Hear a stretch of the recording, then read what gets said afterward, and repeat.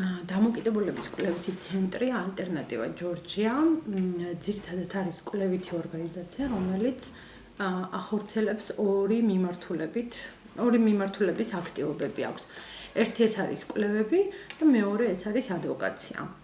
ანუ მარტივად რო ვთქვათ, ჩვენი კვლევით მიღებული მიგნებების ადვოკატირებას ვეწევით შემდეგ მის ლობირებას და ვცდილობთ, რომ რაც შეიძლება ფართოდ დაინერგოს პრაქტიკაში. ჩვენი პირველი კვლევა ეს იყო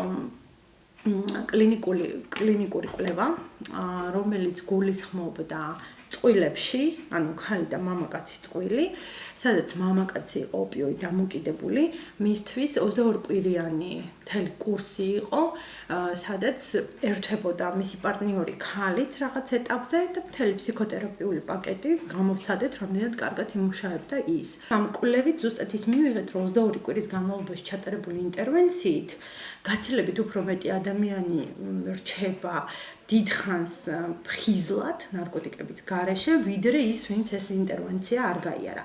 მათში გაცილებით ნაკლებია კრიმინალური აქტივობა, ვიდრე მათში, ვინც ეს ინტერვენცია არ გაიარა. კონკრეტულად ამ კვლევის ადვოკაცია არ გაკეთებულა, მაგრამ იმის საჭიროება, რომ ფსიქოლოგიური დახმარება უფრო მობილიზებული იყოს, უფრო სტანდარტიზებული იყოს და არ იყოს ეს ქაოტური, ყველა ფსიქოლოგს თავისებურად ერთს მოდეს, პაციენტთან მიდგომა, ყველა თავისებურად იწყებდეს, ეგრე არ შეიძლება. აი ეს დავინახეთ ზუსტად, რომ ძალიან ბევრს აქვს თავისებური მიდგომა და არა ესეთი სტრუქტურირებული მიდგომა. ამიტომ ზუსტად ჩვენთან იყო ეს სტრუქტურირებული აი ამ ფსიქოთერაპიულ პაკეტში, ჯერ როგორ იწყებ მოტივაციური თერაპიით, მერე მოტივაციის გაძლიერებით, მერე ერთვება წყვილთა თერაპია, აგრძელებ ისეთ მოტივაციური თერაპიით და თუნდაც ეს მოტივაციური თერაპია მისი ჩატარებაც კი ძალიან სამწუხაროდ ყველა ფსიქოლოგს არ შეუძლია, არც იცის როგორ ჩაატაროს.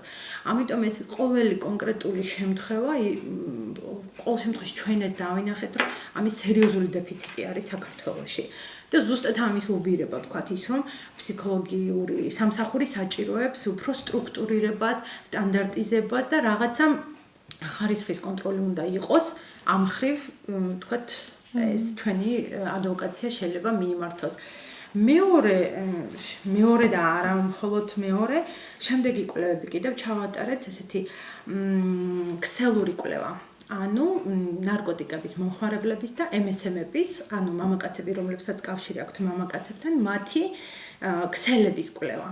ანუ ის თუ მეგობრები არიან, რამდენად არის მათ შორის ის არისკო ქცევები, ვთქვათ, მომხმარებელთა შემთხვევაში გაზიარების თვალსაზრისით ის რომ მეგობარია, ამიტომ უფრო ნაკლებად უფრთხილდება იმას, რომ ვთქვათ, გამოიყენოს ყოველჯერზე ახალი და მეგობრის შპრიცი, ეგრევე ვთქვათ, მოსულა რო იხმაროს და ასე შემდეგ.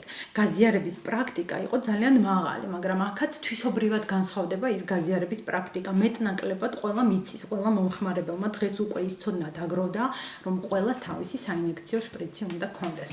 შპრიციდან ემსი კი ყველას ახალი აქვს, მაგრამ ამის იქეთ უკვე არავინ არ აკვირდება იმას, რომ იქ, ვთქვათ, საერთო ჭურჭელია, იქ საერთო სხვა რაღაცა დამხმარე ინსტრუმენტებია, რომელიც კი თითქოს და ყოველთვის იქ არ ხდება იმის ვთქვათ გაზიარება რაღაცა, მაგრამ არის ზუსტად ეს მომენტები, რომ აი შემდეგ არ აქცევენ ყურადღებას, რომ იქ არის საერთო ჭურჭლიდან ამოღება, მართალია ახალი სტერილური შპრიცებით, მაგრამ სხვა დროს როცა შენ არ ახარ იმ შემთხვევაში, როცა ხდება ამ ჭურჭლის გამოყენება, იქ უკვე შენ არ ხარ დაზღვეული, რომ იქ არ მოხდა ნახმარი შპრიცის გამოყენება ამ ჭურჭელში.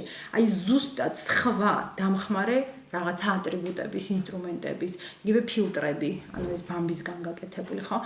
შესაძლებელია მათი გაზიარება, გამოსარეცხი წყალი შპრიცის. აი ეს სხვა დამხმარე ატრიბუტების გაზიარება ქმნის ზუსტად იმ მაღალ რისკს ინფექციების გადაცემის, რომელიც ესოდენ საშიშია ამ საინექციო ნარკოტიკის მოხმარებისას. გვინდა აგვეხსნა ეს ფენომენი, რატომ არის სუბუტექსის მოხმარება ესეთი გავრცელებული. და ეს თვითადმინისტრირებადი კითხვა არის საშუალებით მთელი საქართველოს მასშტაბით. ჩატარდა რა დადგინდა? იცით რა დადგინდა ის, რომ სუბუტექსის მომხმარე მაშინ ძალიან აქტიური იყო.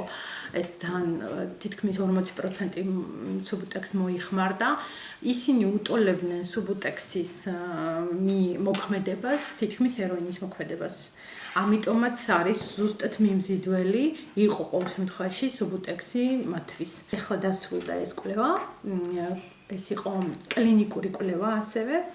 ზუსტად სუბუტექსის მომხმარებლებისთვის, ის ვინც სუბუტექს მოიხმარდა, მათთვის რომელი ტიპის მკურნალობა უფრო მისაღები იქნებოდა. მისაღები არა, უფრო სწორედ შედეგის თვალსაზრისით, რამდენად უფრო შედეგიანი და უფრო ეფექტური იქნებოდა დროში მეტადონის და სუბუქსონის კვლევა. ეხლა დამთავრდა მონაცემების შეყვანა მიმდინარეობს ამ ეტაპზე და მალე ამის ანალიზებიც იქნება.